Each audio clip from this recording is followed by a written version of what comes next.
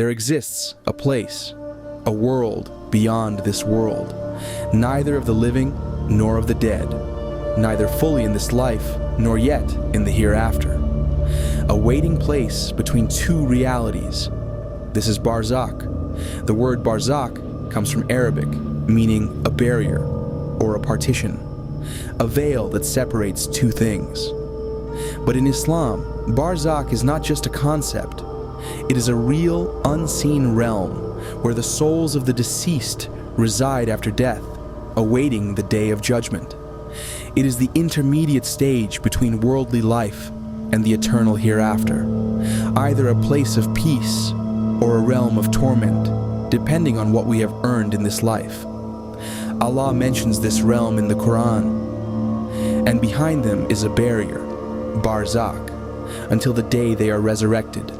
Surah Al-Mu'minun 23:100. The Prophet Muhammad described Barzakh as the first stage of the hereafter. If it is easy for you, then everything after it will be easier.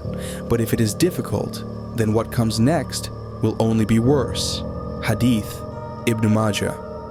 Right now, as we speak, billions of souls already reside in Barzakh, some in comfort, others in unimaginable torment. But one day, you and I will be there too. And the moment we enter the grave, our real test begins. Every soul will taste death. Then to us will you be returned. Qur'an 29:57. What lies beyond our final breath? Imagine the moment when your name is etched on a gravestone, when you are lowered into the earth. The crowd of mourners disperses. Their last footsteps fade away into the cold night. Now, silence. Nothing remains but you and the dark earth. Brothers and sisters, this is the beginning of Barzakh, the unseen realm of the grave, the barrier between this life and the hereafter. A world promised by Allah, where the truth of our deeds comes to light. As Allah says in the Qur'an, and behind them is a barrier until the day they are resurrected. Surah Al-Mu'minun 23:100. This barrier, this Barzakh, now becomes your reality.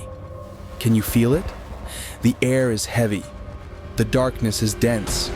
You lie in your grave, the soil still fresh above you. Your heart pounds, yet no one can hear it. You are alone, utterly alone, or so it seems.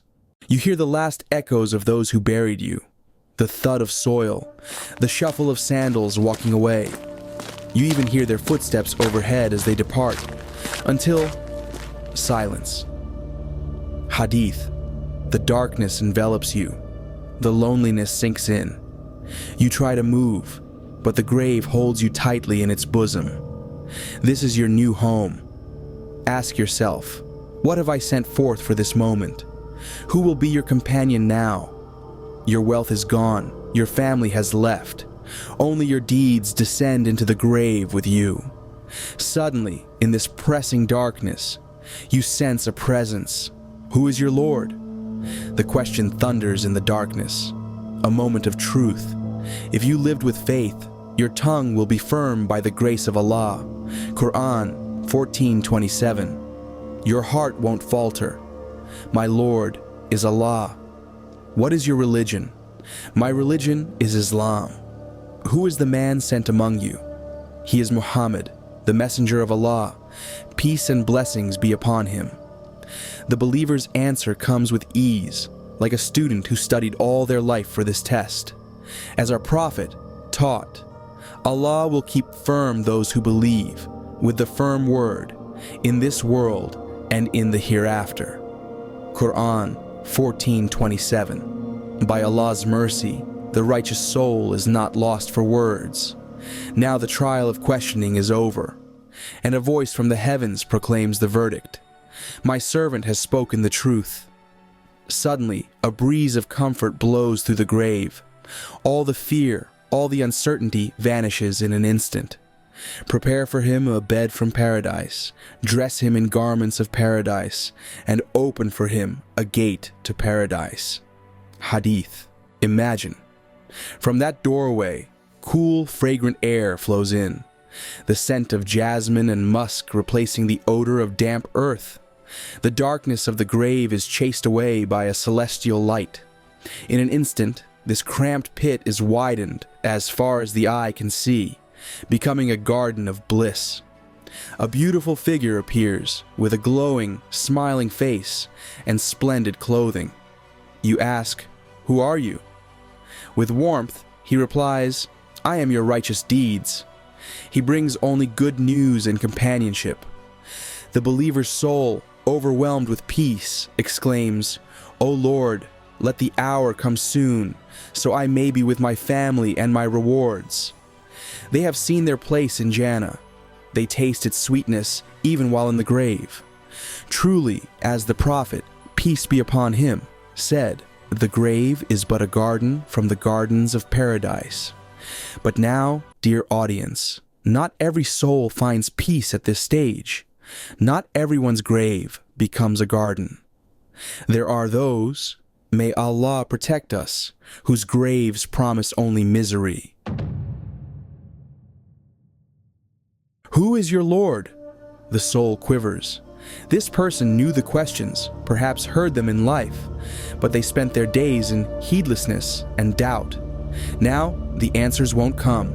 I don't know. What is your religion? I don't know. Who was the man sent among you? I heard people say something. I don't know. The soul fails this final exam. They did not truly know Allah, nor live by Islam, nor follow the Prophet. This terrifying moment fulfills what our Prophet warned. For the unbeliever or the hypocrite, when asked, they will cry, "I do not know." Then from above, a voice calls out, "He lies. Prepare his place in hell. Furnish his grave with a bed from hellfire, and open for him a door to hell." At these words, a blast of searing heat bursts into the grave. A wind reeking of smoke and punishment howls around him. The grave that was cold and silent now fills with the stench of doom. In the absolute darkness, something horrific begins to unfold. The walls of the grave close in, tightening like a crushing vice. Ribs crack and fold upon each other from the pressure, a pain beyond imagination. The Prophet said that for the wrongdoer, the grave squeezes so hard that the ribs intertwine. The doomed soul screams, but no one on earth can hear. Only the creatures of heaven and earth perceive the terror, except mankind and jinn. Hadith. Then emerges a figure of dread, an embodiment of this soul's wicked deeds.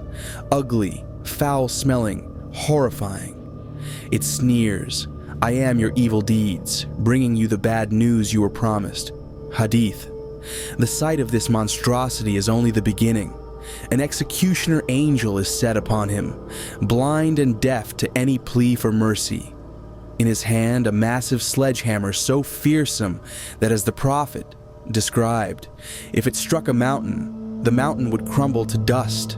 Without warning, thud, the hammer comes down. The blow is so terrible that the soul is flattened to ashes, the grave ablaze with agony. Then, by Allah's will, the soul is restored only to be struck again and again. This is not a nightmare or a horror movie. This is real, and it is happening in the grave. The Prophet, peace be upon him, said, "I have never seen any sight more frightening than the grave." Ibn Majah. And he taught us to pray, "O Allah, I seek refuge in you from the punishment of the grave." Sahih Muslim. In this torment, the miserable soul can only wail, "My Lord, do not let the hour come. Do not let it come, for any future holds only worse torment. Truly, the grave can be a pit of hell." Dear brothers and sisters, every one of us will travel to this unseen world of Barzakh. Every one of us will taste death. There is no escape from that lonely grave, from the questioning of the angels, from the consequences of our deeds. Right now, we are alive. Our hearts beat, and our actions are unfolding. We still have time. Time to repent. Time to believe sincerely. Time to accumulate righteous deeds that will accompany us and light up our graves. Remember the words of our messenger Muhammad, peace be upon him. The grave is the first stage of the hereafter. Whoever passes it safely, everything after it will be easier. But if one fails it, what comes after will only be worse. Hadith, Ibn Majah. So prepare now for that trial beneath the earth. Strengthen your faith now so that you can answer with conviction when asked, who is your Lord? What is your religion? Who is your prophet? Live with iman, faith, and taqwa, God consciousness, so that by Allah's mercy, your grave will be illumined with light and not blazing with fire. Tonight, as you reflect on this journey of the soul, ask yourself, if I were to enter my grave tonight, what fate would await me? Will your grave be a peaceful garden or a pit of despair? The choice is in the life you live today. My dear friends, heed the warning and the promise of the grave. It is a transient stop before the eternal day of judgment.